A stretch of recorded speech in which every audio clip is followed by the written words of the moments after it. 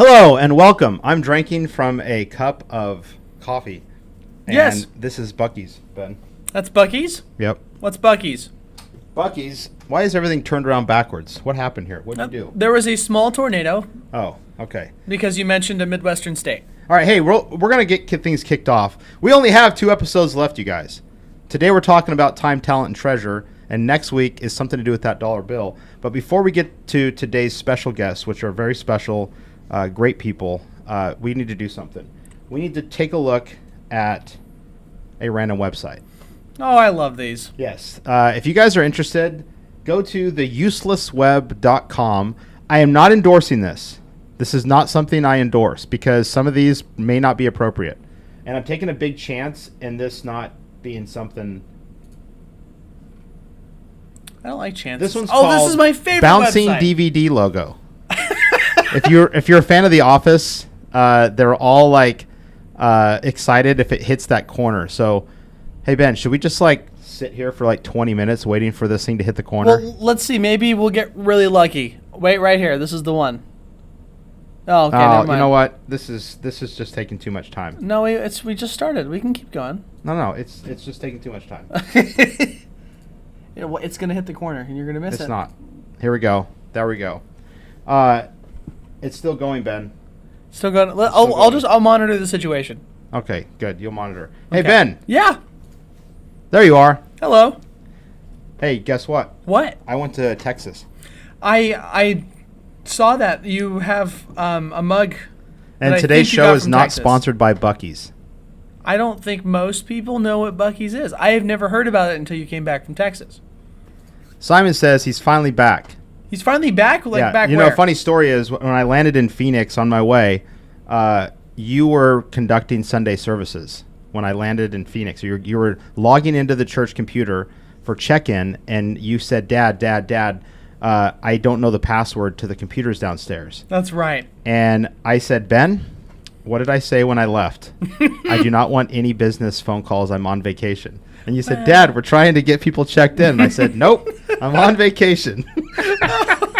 But then I also called Simon because he lives in Phoenix now. And I said, where you at, bro? You going to pick me up at the airport? And he goes, huh? It was like 6:30 in the morning. But the cool thing so is evil. Simon went from serving with us in Rockland to serving at a kids ministry in Phoenix. And I just tip my hat to you, Simon. All right, Ben, today we're talking about something really, really important. Yes. And it's the reason why our special guests are here, because somebody asked them a question a long time ago. And it's the reason why you're here. Well, you're here because you're my son. That's and true. I force you to be my assistant. Right. And I don't pay you for anything. Nope, totally free. I'm just kidding. The church pays you. I live in the basement. We're talking about time, talent, and treasure. And these are 3 very important words when it comes to working with people. When you run a kids ministry or you do anything that's worthwhile, you need people to help you. You can never. There's some people that I think try to do things by themselves. They're like, oh, it's all on me. I need to do this myself. And I think that is folly. I think there's nothing that has ever been successful, and there's nothing that's ever been worthwhile that's ever been done by just one person attempting to do it by themselves. Yeah. What are your thoughts, Ben? I agree. I don't think, and just how boring is that, you know? Right. Maybe if you had like I don't know, maybe being like a bounty hunter would be really cool if you're by yourself, but Yeah, but even Dog the Bounty Hunter, he has his team. He had his wife, and he had his tactical response team, That's right. and then he would He is smoke so his cool. cigarette, and then try to preach salvation. Yeah, Remember that? I remember that. Man, I love that guy. That's so cool. Dog the Bounty Hunter is not our special guest today. That would be amazing. Let's keep. No, let's our keep special that in guests are mind, better than but Dog the Bounty Hunter. That's gonna be one of the. It's like a couple years from now. We'll try for that. Well, hey, hey Ben, remember COVID? Kind of, barely. Yeah. I don't know. In I haven't really heard COVID, it. took our services online, and I found this little gem, and I thought, I feel like this really highlights how people feel when they're trying to find volunteers or leaders for their ministry or their project, because sometimes it feels like you're putting on this giant show and you're trying to do everything you can to find somebody to join you. And I think this is how it feels. All Are you right. excited to watch this, Ben? I'm very excited. I wonder what it is. Okay, this is called Getting Them Followers. Get him followed. Somebody who's hurt and can't paint their house.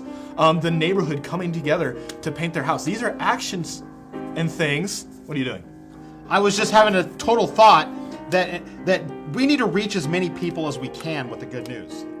Yes, These your things you're neighbor said- mentioning, all the things that you're mentioning, we need to reach as many people as we can and to help them. So yes, so as you go and help your neighbors to, yes. I actually created a public safety announcement on how to reach as many people as you can. Do you want to see it? Sure. How to get maximum viewers while doing a live video. The first thing you want to do is get some kind of snazzy instrument like this trumpet here. Then you want to play something snappy that your audience will be sure to love. Kind of like this.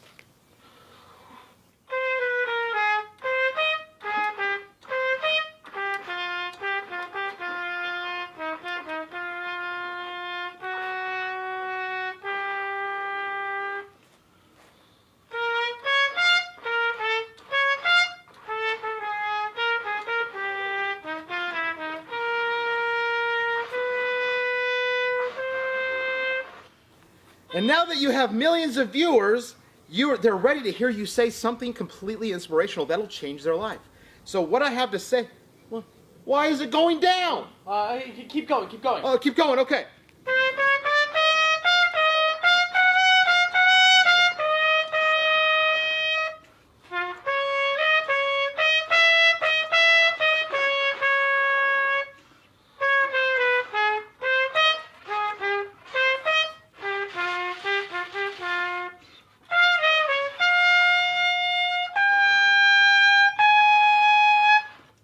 And now that you have millions of viewers, they're ready to hear you say something inspirational that'll change their life.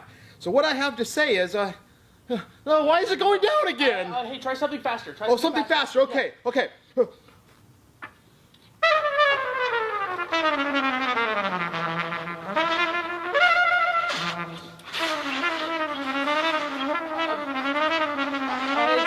I don't try dancing. Good dance.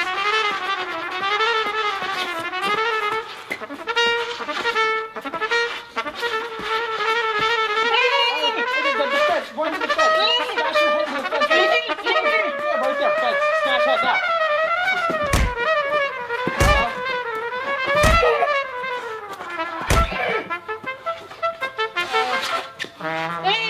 The mouse trap's right there. You see it? Yeah, right there. Roll them. Keep playing. Roll them. It's doing it.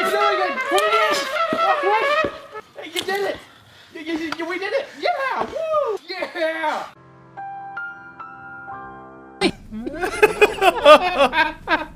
That's how it feels sometimes. That's how it feels when trying to find people to help you. If you're watching this, just shout wherever you are, amen to that. But there's actually, I think, methods that you can put into place that will help you find people to help you.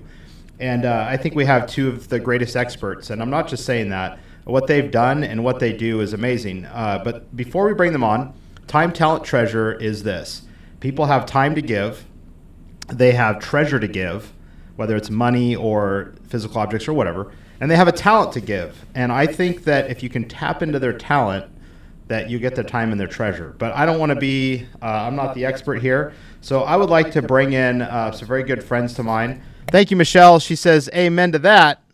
But I want to bring in some good friends of mine, Eric and Tiffany Sadoff from Rockland, from Destiny. Welcome, Eric and Tiffany. Hello. Hello. And how are you guys doing this afternoon? We're great. Better now that I actually was taking notes. Trumpet playing and mouse traps. I actually Yeah. have not tried those yet. So You know, I'll do the trumpet and do mousetraps. no, I'll do the trumpet. You do the I called mouse it traps. first. I called it first. your next campaign, Tiffany, your next campaign, which I think is coming up, you Yeah. maybe try it. Maybe it works. Okay, we'll see. It actually doesn't work. It led to me getting no extra leaders. It was a complete waste of time. So, well, tell us a bit about yourself, a bit of the background, starting with kids ministry, so everyone knows. Yeah, so let's see. We started as children's pastors, gosh, 16 years ago. So we did that for about 9 to 10 years. Actually, kind of funny, they didn't want to hire me. They wanted to hire him only, and he had another job at the time, so they got stuck with me. And then a year later, Eric came on. So we did that, what, 9? Almost 10 years? Yeah. 9 years, and it started, you were birth through kindergarten, and I was first through third. But because we're married, we kind of did it all together. Okay, wait. Do you remember our first office?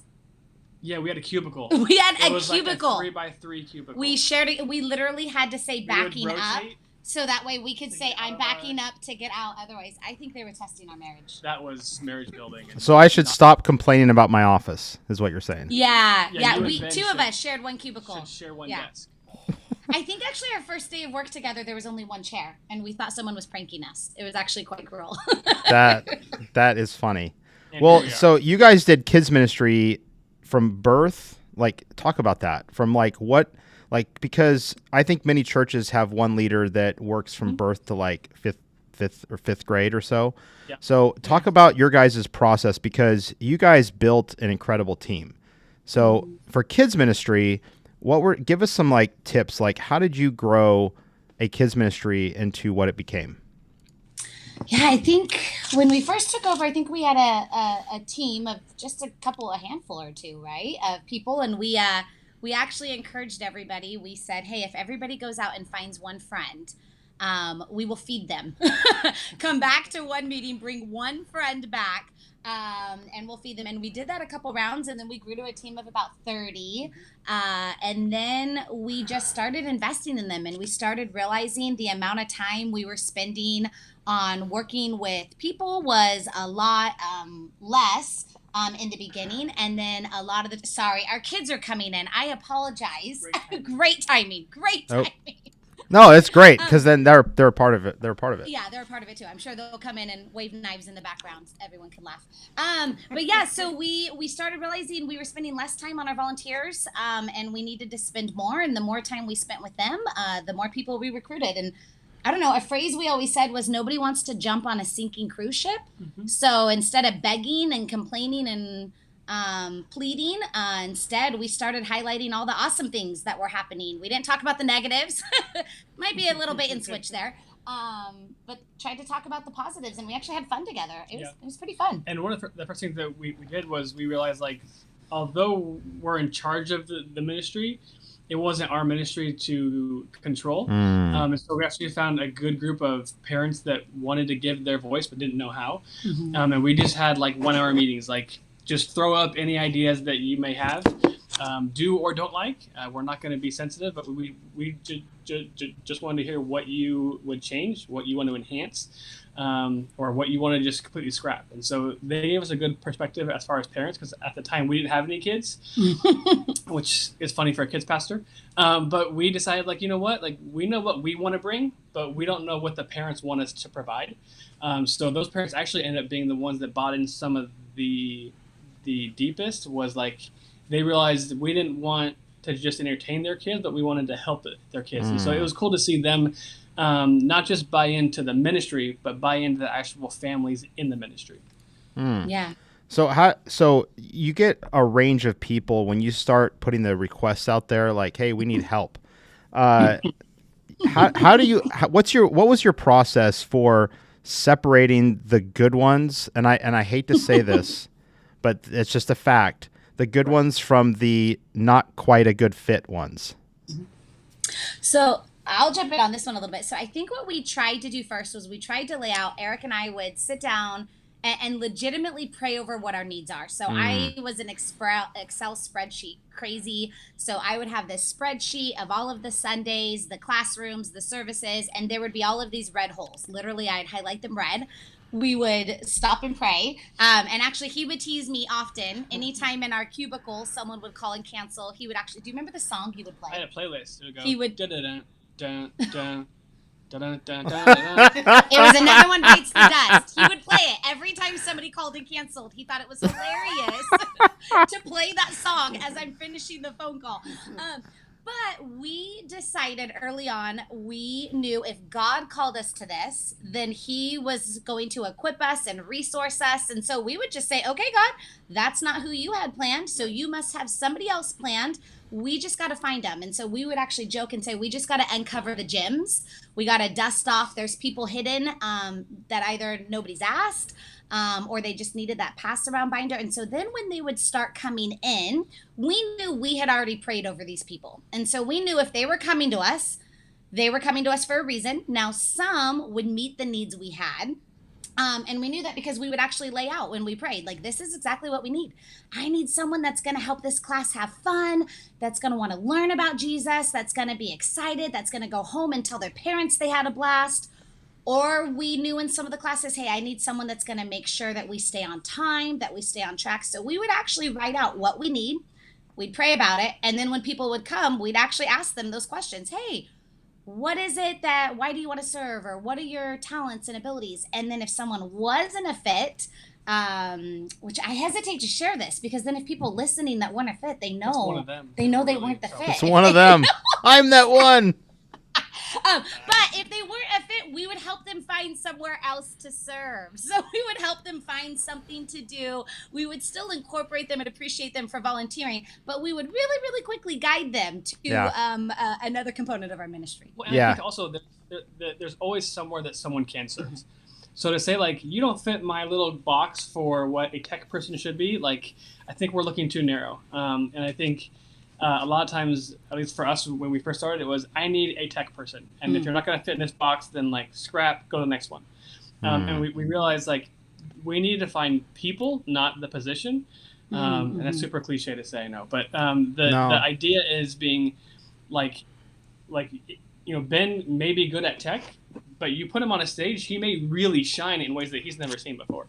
And so to come in with, like, if you just fill this box, then you complete my ministry, like, that is so the wrong perspective that we learned about is a lot of our best volunteers didn't start where they ended. They filled a gap, and then as they got comfortable, they kind of tested either small groups or skits or whatever else. That was like, we did a 5-week rule. So we always ask people, and actually it's how we joke that we got bait and switched into children's ministries by somebody asked us, hey, can you just help out for 5 weeks? Here's a need we have. That's good.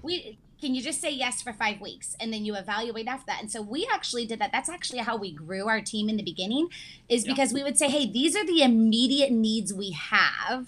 Can you try it for 5 weeks? And then if it's not a good fit, you don't like it, because to be honest, it's hard to determine for us or for them if it's a great fit the first week, right? Because there could be so many different things going on. And so we would always say, try it for 5 weeks. After 5 weeks, let's evaluate. And we gave people a free pass. If at the end of 5 weeks, we didn't guilt them, we didn't make them feel bad, but we did find them something else to do. Hey, no problem, not a fit, because we'd rather have somebody serving where they feel called, where they're interested in serving, than someone just feeling like, hey, I need to be a warm body. Because the reality is, if they don't want to be there, the kids are going to know, the parents are going to know, and they're probably not going to show up. So we'd rather put people where they want to spend their time, where it's lined up with their gifts, talents, abilities, passions, and then they can actually shine in what they do. So I think we had many people that would try a department or an area for 5 weeks and then go to another one, might do tech for 5 weeks, might do on stage skits for 5 weeks. Small groups. Yeah. I think, you know, it's interesting because I ask people a lot, like, what are you passionate about doing? And most of the time it's this crickets, like, I don't know, because they may be thinking like, oh, I'm passionate about cars, but that has nothing to do with kids ministry, right? So there, and a lot of times they'll say, well, I'll just do this. And I found so many times, and I'll use Ben. Ben, I'm going to bring you in. There we go. Look at that. Although, there we go. When I first would ask Ben about anything on stage, Ben was you could see the terror. And you could see the anger. He was angry at me. He goes, Dad, don't have me do anything on stage in front of people. I don't like it. I'm serious, Dad. Don't make me do it. And, you know, and now it's like he's speaking and he's doing these skits and he's like, he's turned into a rock star. But, you know, like, so how do you help cultivate? And Ben, I'm gonna make you go away. Bye-bye. Goodbye, Ben. Bye, guys. Wait, I can't get I'm Ben in to the go middle away. now. You know what? Oh, he Here we go. swapped. Boom. There we go. He's gone. Just like that.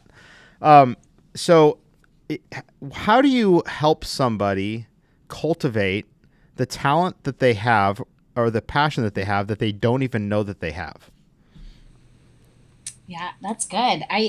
I'll jump in You want on first? that. You Yeah, want I'll first? jump in. I think there's a few You go things that first. came to You my go mind. first. I think one, speak that out to them. Like I think sometimes we forget the power of our words, our words to encourage others, our words to tell others what we see in them. And so, like I said earlier, we always say we are in the business as ministers of actually dusting off gyms. Like God loves every single person, and sometimes they forget that. And God gave everybody gifts, talents, and abilities, and sometimes they forget that. And they need someone to say, I see this in you, or you can do this, or I trust you, I believe in you, I want to give this to you. So I really think it's speaking it to them, and then giving them the opportunity. Just saying, hey, this Sunday, I need you, and then letting them try it. We talk about actually like baby birds fledgling, like kind of like, right? That's how they learn to fly. Yeah. And if you expect 100% perfection your way right out of the gates, no one's going to want to join your team. No one's going to get a sense of ownership. And so we had to get our mind in a place of, when we're working with others, believe it or not, there might be a better way than what we think. And we're going to miss out on that if we don't allow other people to try. So we would speak it out and just say, hey, I see this in you. I see you, Ben. I see you talking to people in the hallways the same as talking on stage. Come on, get up there. And then give them an opportunity. And give them an opportunity. They might feel like they failed, but find the positive in the moment and then encourage them to take that next step. Yeah, and I think part of that too is also the personal connection that you have with people.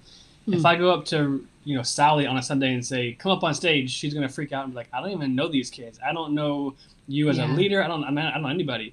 Whereas if you give them the time to build a friendship with you as a leader, but then also with the kids, so that instead they're if it is talking on stage, it's they already know the kids personally, so they're just sharing with people that they know. Yeah. Or as a small group, they feel weird around 10 kids. Like, put them with a buddy. Like, give them little chances to fail. But little chances to succeed. But also to succeed, that they actually get more confident, that they see that you as a leader trust them and that you believe that they can do more. And I won't get too psychoanalytical right now, but there was this great study that we actually reminded ourselves a lot of in ministry.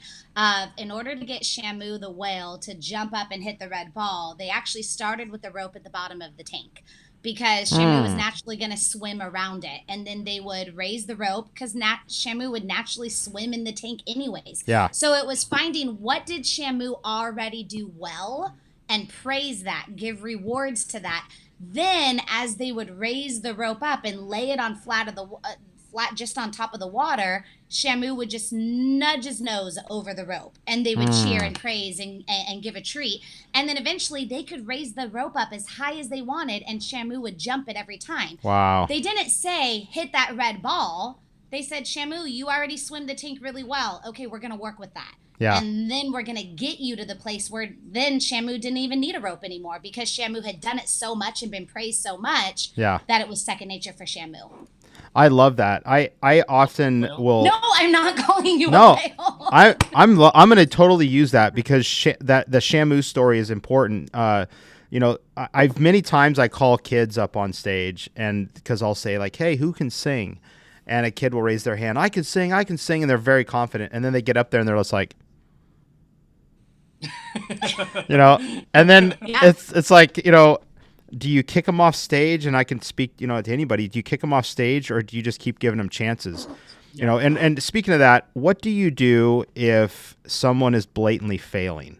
Like, not failing as in like they're just like they're not showing up and they're being lazy or whatever, but failing in the sense that they're just not shining in the position that you have them. Like, how do you help them either get better at it, and I would say that's the question. It's not so much moving them to a different position, but like, that they're called to speak, but they're just bad at speaking. Mm-hmm. Like, how do you help someone in that way? Yeah.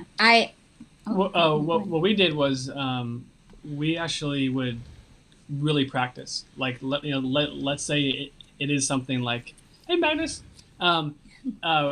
we actually would do like let's say it's for skits, we would insist on run throughs. Like we're gonna do run throughs. We're gonna get comfortable. We're gonna make this natural. And even if it's like forget script, we're gonna go off script. We're gonna make this just ad lib, and we almost cater it to what is their strength. And if it isn't speaking, like let's say you do stutter, let's figure out, can you do sound effects that make it so that you don't have to talk? I mean, like work around whatever that might be, so that whatever they're struggling with isn't so apparent, but also that they can work through and gain more confidence to get better. Yeah. And I would say not shying away from difficult conversations, right? Like sometimes God puts people in our circles for a reason, to invest in them, to challenge them. And I think sometimes we get nervous because we don't want to engage in a conversation that we think could be difficult, but really this could be the conversation that could help this person to unlock something in them, right? And in their future. And so I think for me, I like to have those conversations, not in public and right, praise in public. Yeah. Have these conversations more in private. But it sounds cheesy or silly, but like we have 3 kids, right? And so our teenagers, we found they're more receptive and open to conversations about areas of growth when we're eating or getting a coffee together, right? And so I honestly think it's all about the time and place. If you're down in the lobby in front of parents and you're like, wow, you really messed up today, that's not valuing the person. That's you caring more about performance. Yeah. So I always think like these are people and God's entrusted them into my ministry. And it's my responsibility to have difficult conversations sometimes and to say, hey, I care about you. And because I care about you, I want to talk about this and I want to help. And so here's what I noticed, and I always like to stick with the truth of the matter, right? Here's what I noticed. Yeah. And here's what I'd like to see. For a while I actually did personnel at UC Davis, and something we always found was it is way better for an organization to invest and help and change an employee in areas of difficulty than it is to scrap them and hire somebody new. And so it's always better to invest in the person that's already there, that's giving of their time and their energy. But unfortunately in ministry, I don't know why, but sometimes people, they'll just stop scheduling someone and they'll be like, well, I don't want it to be awkward. Well, it is awkward. You just took That's them super off the awkward. schedule. Yeah. Right? Like that's just as awkward. Like these poor people wanted to give. They know when you stop scheduling them. So have a conversation, but be mindful of when you're doing it. I always say before we have difficult conversations, I make sure I'm rested. I've prayed, read the Bible, I've eaten something. So my mind's thinking clearly, and I'm not saying something out of an emotional response as a leader, but I'm legitimately saying, hey, I want to help you, because really our job should be working ourselves out of jobs. Yep. Yes. So anytime we can teach somebody to do anything we can do, that's good. Like that's how you multiply the kingdom, right? Yes. Ben spoke yesterday in church because I was on vacation last week, and I want Ben to, he's so good. If you guys get a chance to come up and hear him, he's great. But Aaron Hoff came up afterwards and said, Ben's going to give you giving you a run for your money. And I literally got so excited about that. I'm like, good. Ben should be better than me. Celebrate. Yes. Yeah. Ben should be better than me. It's not about us. I saved this, but Troy Hinkle said hello. And I was excited that Troy's on here because do I have you guys to thank for Troy Hinkle? Did you guys find the Hinkles? Or was that Chelsea? Yeah, we've had. I mean, Troy, were you even there before we came on staff? He was like Rangers. Wow. I think we picked him up from Rangers. Yeah. But because that might be previous pastor credit, but we'll take the credit right now. Well, Sure. you guys held on to him, and he was at John's Incredible Pizza when you guys introduced me to all those hundreds of people that you had working for you. And the Hinkles, I just have to say, greatest family for serving. They come in with great ideas, they contribute, but they also know how to serve, and they're very faithful. I get mad whenever they go on vacation. I'm like, really? More family time, Troy? Really? Can I just say for a minute, I want to say publicly, Sean, you might have been one of the best hires ever. Oh. And I mean that. Like, no, I mean that. Like, we prayed and talked and said, okay, God, we know that if you're calling us to do something in our community center and reaching out more into family ministry, then you are calling somebody that this is what they're praying and they're already skilled at. And I still remember. Do you remember the photo that got us to want to hire you? Do you remember Yeah, it was my arms were on fire. And when I set off the fire alarm and it shut down the sound equipment during an altar call during the main service at Destiny, I didn't say it, but I wanted to say, Pastor Greg, you asked for it. Like, Yeah, we knew what we were getting into. But Sean, that's the perfect example of saying, listen, like I remember when we met with you, and we had known you a little bit, but when we had met with you, I remember you saying, like, well, do you want me to tell you like my style and my experience, blah, blah. And I remember saying, that stuff you'll figure out. What I care about is somebody that cares enough about kids knowing Jesus that they will light themselves on fire. Right? And so but I mean that. That's when you're finding volunteers, be careful. I know I started out saying like, hey, we pray over what our needs are and we try to line people up with that. But the reality is there's some things you can teach and there's some things you can't. And actually our rule was just because you're a parent actually doesn't mean you're great at leading kids. Right. And so we were really insecure about that at first before we had kids. And then we realized some of the greatest family authors, some of the greatest leaders, some of the greatest children's pastors didn't have kids and they did great. But it's because they cared enough to invest their time and energy. And so for us, that's actually usually what we're looking for. Somebody that cares enough. They may not have everything figured out or be the best speaker, but they care enough that they're going to put in the time. If they're going to put in the time, then, and they love Jesus, then we can work with anything else. And the truth is, like, even with the Hinkles, like, you can't fake loving kids ministry. Like, kids see through it. And so, you know, Troy's a great person to put out by the shit because he is such a warm, loving teddy bear that like Troy, are you still on here? I don't know about like hey, how's it going? Like, and you want to talk to him because he's so nice. So like, you can't fake it. Kids know when you fake it. And so the biggest key for us was finding people that want to be there, that want to show kids love, that want to participate in kids' life. And so, you know, if someone is coming in like, I just want to give time, like, you have to have someone that loves to be with kids and that wants to just do whatever it takes to be there and to serve. And then it's on you to figure out what they're good at. Right. And the gifts, like we actually say, like God give us discernment. Like it's our responsibility to get to know these people enough. And if I don't know what they're good at, that's my fault. Yeah. Because that means I'm not spending time with them. I'm not taking them out to coffee and I'm not listening to them. I'm doing all the talking. Right. That's important. You know, it's interesting because you guys went from being kids pastors to directing the community center and all the events therein. And now, Tiffany, you are, and I say both you guys because public service is a relational thing. But you guys are now you're serving on the Rockland School Board. Is that the correct title? Mm-hmm. It is. Yep. So how did Rockland trustee. Nice. And for those of you watching, vote for Tiffany because the elections are coming soon. But yeah. Also Buc-ee's.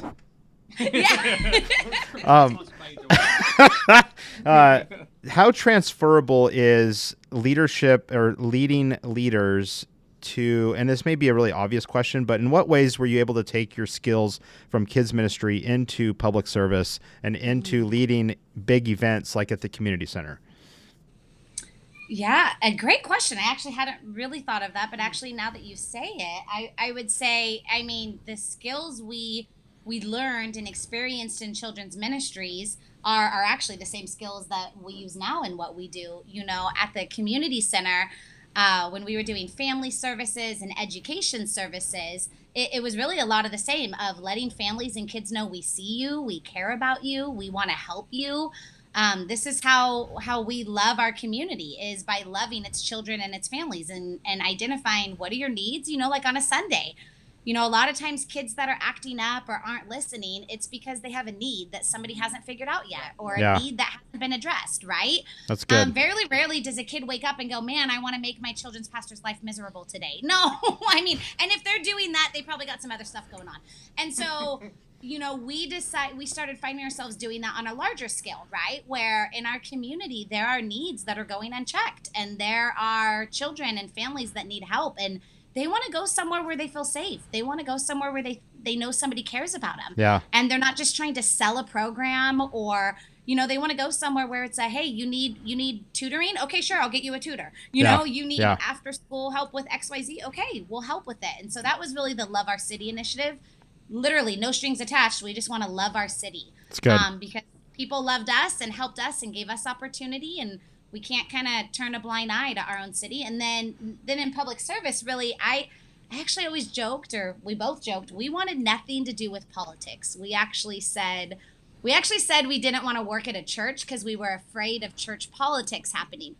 And so it was actually in our interview at Destiny 16, 17 years ago that we said, we want nothing to do with church politics. We just want to serve families. And Pastor Greg reminded me when I ran the first time 2 years ago for public service, he said, remember when you said you wanted nothing to do with church politics? Wow, you just decided to jump right in, didn't you? That's awesome. But the reality is, just like somebody years ago asked us to serve in children's ministries, somebody asked me, both of us really, to serve in public service. They said, hey, we don't need more politicians. We need people to help get some things done.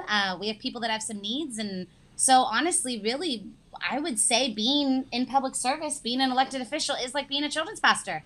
You're just identifying what are the needs and how do I get people help. And the day I become a politician, vote me out. No. Well, my takeaway is the way to best help society is to hire more kids pastors. I think that's a great idea. You're not wrong. They are the answer. I also think more kids pastors should run for public office. I'm just saying. I think pastors make great politicians. I can't help. How much fun we would have if Yeah. we had a kids pastor for like a governor. Come say hi. Come here. We Come say hi. we would have the best day ever. Sorry, little guy came. There we go. There he is. There's the real star right there. Can you say hi? Hi, Jude. You know Pastor Sean. Oh, he's squeezing out of the camera. That's awesome. I can't help but think of Pastor James Hall, who was a kids pastor and now he's a pastor, and he gets it. And I've heard other people say too that kids are the next generation, and we would be foolish if we didn't treat those kids with the utmost importance, and I think that also comes to finding leaders. So last question before we move on to a bit that you guys might have some fun with. I say might. I hope you guys will have some fun with. What would you say the top three small pieces of advice would you give to somebody who's working at a church, no leaders, maybe they only have a few kids going, and you guys know that depressing feeling when you're trying to do something big and you have no help? What three things would you say these three things will help you build a team? It's a big question to ask. I'll give you a few moments. And Frank says, look, the most amazing kids pastors. He's talking about you guys, not me. He's definitely not talking about me. No, you too. Okay, three things. Man, oh, okay, now I got to go on record with only three things. Let's see. Only three things. I would say, one, this is going to sound cliche, but I mean it, and I have to start with this one. You're not alone. And I mean it. The times that Eric and I felt alone, I remember when we first started, and we didn't really have friends in ministry, and people would all go out to lunch together, and we would I don't know, we were just awkward, and we didn't go out to lunch, and we felt so alone in ministry. We felt like, man, we're never going to have a team. How are we going to cast vision and get people to help us? And so we actually did ministry alone for the first 2 years, Sean, and that's why we were exhausted. We would be there building stage sets till 2 a.m. We had no business building stage sets. We have no experience in construction. But honestly, I think it was probably a little mix of pride and just a little bit of stubbornness of, well, if God told us to do this, we're going to do it. And if that means alone, we'll do it alone. But I think we were wrong in that. God never wanted us to do it alone. And so part of it was we had to remember we weren't alone. God was with us. He was the one who called us to it. And so we had to have a little more confidence, to get out and go talk to people. Yeah. We were kind of waiting for the people to come to us and that never happened. Yeah. We had to go to them. Right. Yeah. It's kind of like when they're, the old adage of you're stuck in a flood on the rooftop and the plane comes by, the boat comes by, and you're like, God, I'm waiting. And he's Yeah. like, get out of your comfort zone. I'm giving you what you need, but you got to reach out and ask That's for good. it. So That's good. You're not when alone. you're not alone, and get out of your own comfort area and start talking to people. Go to lunch Okay. with them. I love Say, that.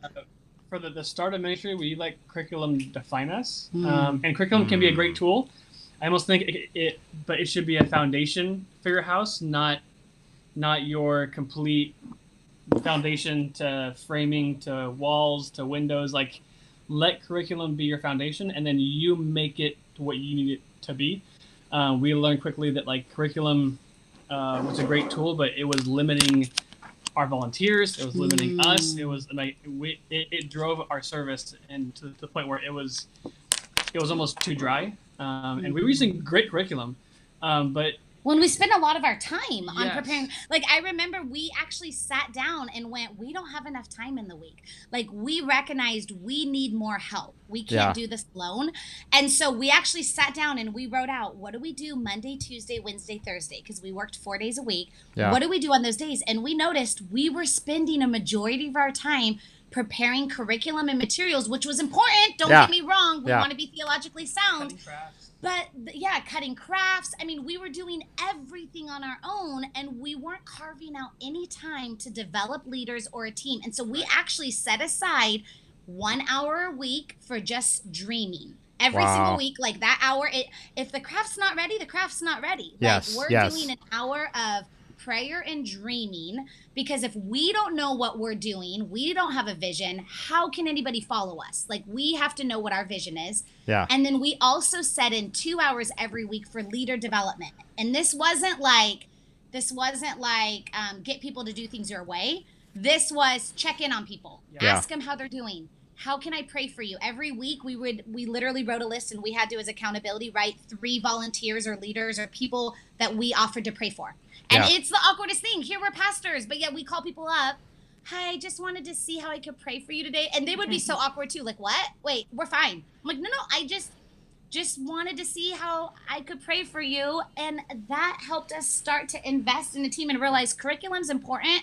But if we can have all of the materials prepped, but if the people aren't there, the materials don't matter. I picture Jesus around the fire, or like he's at, the disciples are gathered around and they go, so Jesus, what are we doing? He's like, quiet!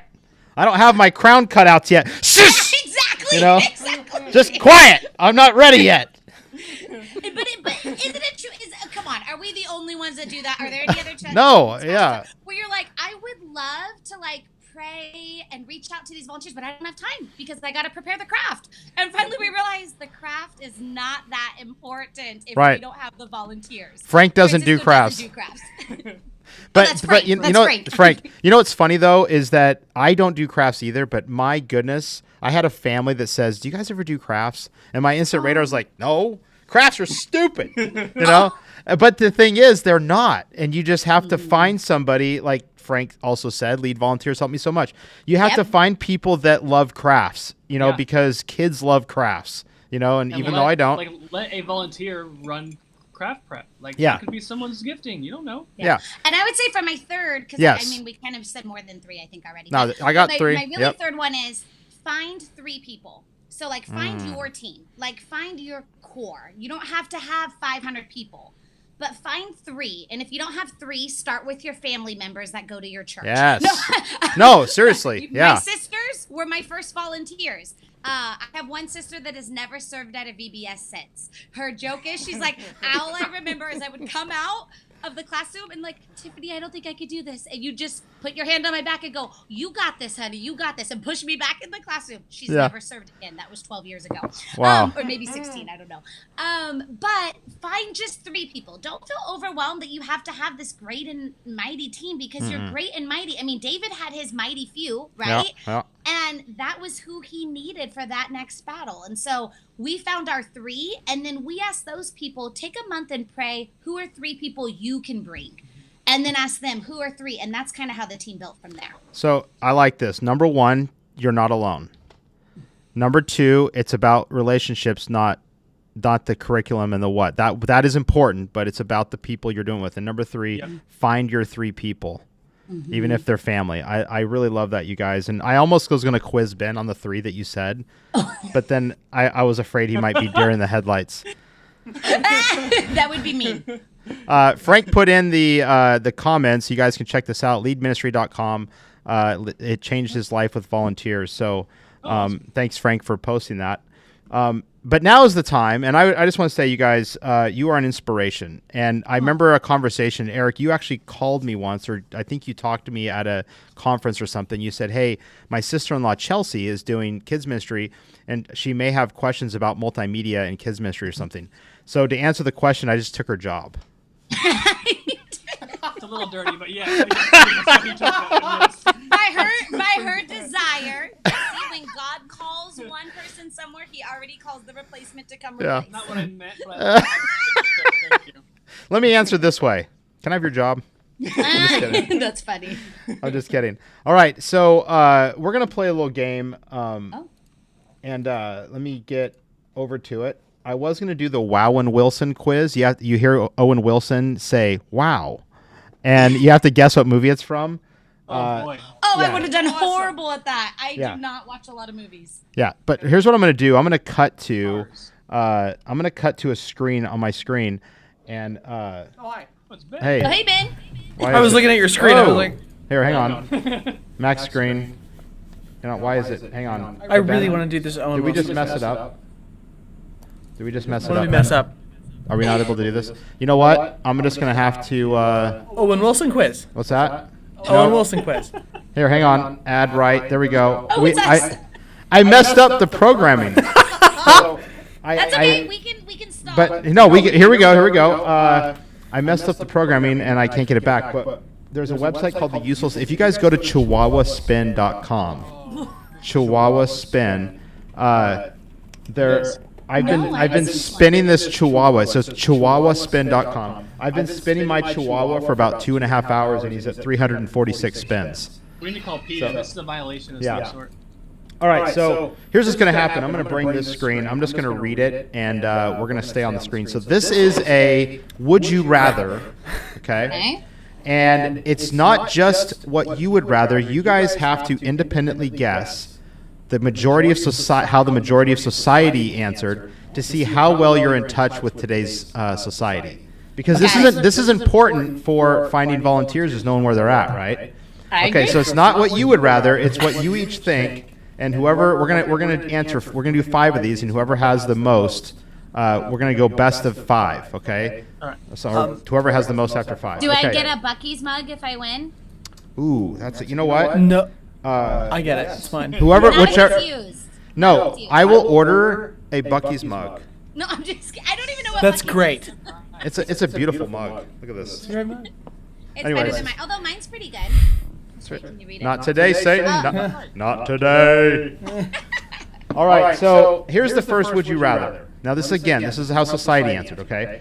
Would you rather be eaten by a zombie or be burnt at the stake? Oh my gosh. Oh. Eaten by a zombie. 100% society said eaten by a zombie. Okay. Burn at a steak would is just like- be, painful and so enduring. No thanks. Wait, Okay. are we answering together? You can answer together if you want. You both get a point if you're right. Okay. I would, Zombie. no, you answer by yourself. Oh, I thought you said we Answer for answered me. together. You each answered independently. You each have your own answer, but you can choose the same answer if you want. I think zombie. Okay. You're both going with zombie? Zombie. 55% of people agree. Oh That they'd man. rather be eaten by a zombie. Really close, actually. Okay, so you guys are at 1 point each. Here we go. I'm gonna skip that one. That's be a Muslim or be a Jew. That's just not. What in the world? Okay. All right. Would you rather always have a sore throat or live with no fingers on a preferred hand? Sore throat. Whoa, Sore wait. throat. Okay, wait, hold on though. Sore throat is rough. No. Because like if you're a speaker, like you're a children's pastor, how do No you? doubt. Okay, right. No fingers on one Yeah. hand. On your preferred hand, on your primary hand. I could go one-handed. Left hand. You have to go left hand. Oh wait, sports though. You Like know what? I'm how not do you gonna do convince golf? you. I'm not How do gonna you convince you. do You're probably right. You're probably right.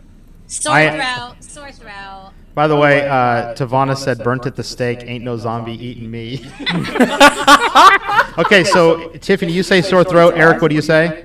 Oh, for sure it's sore throat. Sore throat. 73% of people said sore throat. Oh, okay. Wow. I would have said hand because Iron Man. Iron Man, you get those claws, the mandibles, Well, yeah, whatever. but that's cheating. It didn't say you could Okay, put that's a true. hand on. That's true. All right. Ooh, that's a nerdy friend. Okay. Ooh, this is a good one. This is number 3. So far, you guys are 2 and 2. Would you rather have no family or have no friends? No friends. No friends. Wow, that's Yeah. Although, that's wait, pretty easy. You're asking society. Hold on. Yeah, you're asking society. I like my family. I talk to my family every day. I could not go without. Okay, like no family, like you don't even have your husband or kids? Society would say no family. They'd rather have no family than no friends. Wait. How do you word the question? Which Would you rather have no family or have no friends? I would rather have no friends. Your family are your friends. Okay, final answer. I can't even Either I you can't get the even point say or I no get the family. point. Okay. So what does Eric say? What does Eric say? I say no family. Ooh, he You says are- no. You Okay. wouldn't want me? Society. Society said, not what Eric Very said. clear. Pretty soon, Eric's not gonna have a family. Oh, Yeah. wow. mhm. It's been fun, guys. I didn't mean anything by that. I mean, okay, here we go. The answer is 63% said have no friends. That's good. Okay. Liar. You're Yeah. a liar. We're in a better place. than we thought. 63% said they would rather have no friends than no family. Maybe they My- don't have friends to start with. maybe my trust in society's gone up a little bit. Okay, so right now Tiffany has 3 and Eric has 2. Yes. Right? That is correct. Okay. All right. That's a great one. Oh! No, is that a good one, Ben? Is that That was really a good? great one. You got to go back to it. Is it possible? Okay, it's possible. All right. Yes! Ben says he wants this one. We have Oh, 2 no. left. We have 2 left. We have 2 left. Oh, Right no. now it's Tiffany leading Do by not 1. incriminate me. Ben's idea Okay. would scare me. Would you rather fight Hulk Hogan or fight Dwayne the Rock Johnson? 100% Hulk Hogan. Wait. Does Dwayne the Rock even fight?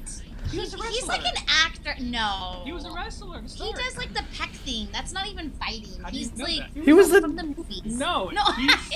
he's in the a WWE. wrestler. Ben, to go start get my with. Hulk Hogan mug. Go on, Okay, gotcha. okay, but wait. Is the question like fight because you think they will lose or because you want to meet them? If you have to physically fight them. Physically fight them. Yeah. Hulk Hogan was pretty tough, I feel. Okay, So, I'll- what do you say? Did you say Hulk Hogan? I already said Then I'll say the other one, Dwayne the Rock Johnson. If you win, oh, that is sweet. Oh I no, want you that don't. mug. If I win, I want that mug. Hulk Hogan has his own beach shop in Orlando, Florida. He has his own shop that he Uh-oh, owns. does that mean that's the answer? You Nope. don't have a Dwayne So the Rock wait, Johnson. go on. I got distracted by my own mug. What'd you say, Eric? I said Hulk. What'd you say, Tiffany? Dwayne the Rock Johnson, is that The his answer is 51% said Hulk Hogan. Yes. So it's tied. We have a tie. We have a tiebreaker, which means the last question you guys cannot answer the same on the last one. Okay, then I'm ready. That's a good one. All right, here we go. What happened, Ben? Not working. You messed it up. I broke it. He broke it. He made me go back, and now okay, there we go. All right, here we go. Last one. Oh, this is Yes. a good one. Would you rather be a famous rapper or a notorious mobster? Famous rapper. Oh, wait, no. Ooh, mobster. This is society.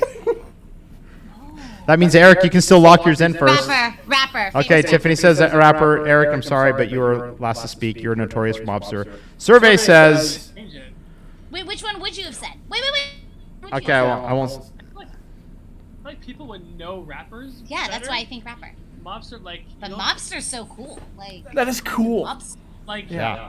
People know Not like the Tony rings. Montana, but like But people would what know. is it?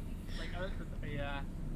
You take I feel like rapper. mobster though, like that's like that, like rapper. At least I can be a Christian rapper. I don't know that like mobsters help the community. Here's I the feel truth. like that's kind of Here's the truth. Regardless of who wins That's a good this point. mug, I'm gonna use it. So it doesn't matter. who that's wins. true. That's Yeah. true. Okay.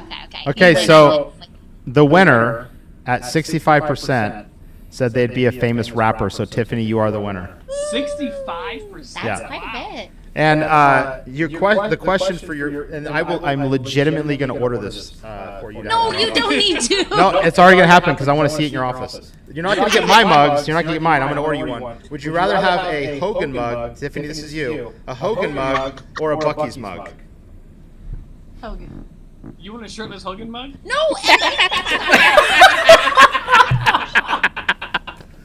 I just. My husband's a big Oklahoma fan, so isn't Bucky's like a Texas thing? So I feel like I wouldn't want a Texas thing on my desk. So Hogan it is. Yes.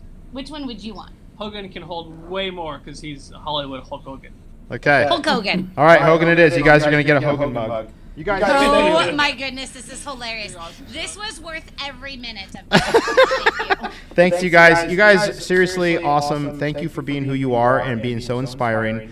There's been a lot of response on here. People say, I don't know if you caught some of it, but people have been blessed by what you have said. And so, and the good news is that other people go and watch, and this goes out across the district Facebook page. So if you're watching and you're not following, Tell me that. oh yeah, no, this is across the Nut House page, which is like reaches millions. I mean, that goes without saying. Just kidding. But you guys are a serious blessing. You always have been, and just keep being who you are and making this world a better place. So. Thank you so much. Well, Sean. before you kick us off, I do want everybody to know how blessed we are by you, Sean. The fact And that Ben. you and Ben, that you guys do this for the district, that is phenomenal. I will tell you that was one of the things that really kept us going, is that we got to know, when we felt like we didn't have a team when we first started, we reached out and got to know people throughout the district, and they encouraged us and helped us, and so I know you guys are doing the same. So appreciate you guys. Love watching what you're doing. You guys are way better in children's ministries than we ever were. Best no. hire ever. Thanks, you guys, and I'll see you at the office tomorrow, maybe. We'll be Yeah, there. we'll be there. We'll be there. If we're not at a wedding, we'll be there. I know, another event. Oh, what? I'm just kidding. No, no. Oh, whoa, whoa, whoa! I was saying that already married, so- half the staff was. People need a We're going to the reference. wedding. People need a We're going to reference. wedding. Half the staff was missing this weekend because of a certain wedding. I So, thought we were having an announcement about Ben. I was like, okay. Oh no. oh yeah, that was the next "Would you rather" to pick his wife. But, anyways, That'd make things a lot easier. all right. Oh boy. Well, yes, we will be in the office tomorrow. Good to see you guys. Awesome. Thank you Bye, again for guys. everything you guys do. Appreciate Thank it. you. Appreciate you guys. Bye. Bye guys. All right, Ben, it's All right. time. I'm going to get the music ready. It's time, once again, to spin this wheel. The Wheel of Fortune. That is done. So there's only one thing left. All right. Let's So see Ben, where it we're just lands. gonna get the spin going. Okay, we're not gonna stop. Here we go. Spin that wheel, Ben. Land on it naturally. You know what? It doesn't matter. It doesn't matter because No, we have to. you have to keep spinning it, Ben. No, You have to keep spinning it. Keep spinning. Keep spinning. Keep spinning. gotta be Next week's our last show It has to be natural. of the season, and then we will have a new show after the first of the year. We're gonna have a special guest. Keep spinning that wheel, Ben. Try. I'm waiting for it. It's All right. natural. All right. We're gonna start the music again. Here we go. Spin the wheel. Where's it gonna stop? Oh, come on. It's gonna stop on $1.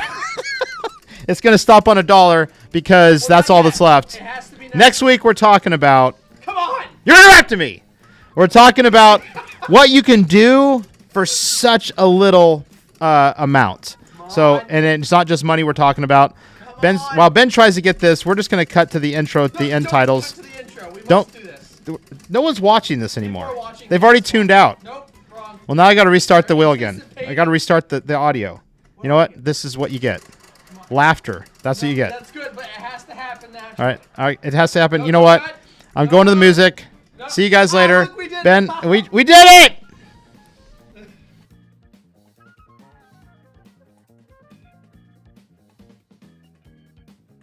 Ben, that was complete chaos. Oh, it was chaos, but we need a little chaos. Who are you going to marry, Ben? By the way, I have my mic unmuted, so I don't know. I haven't picked yet. Ben doesn't know. No idea. We'll find out.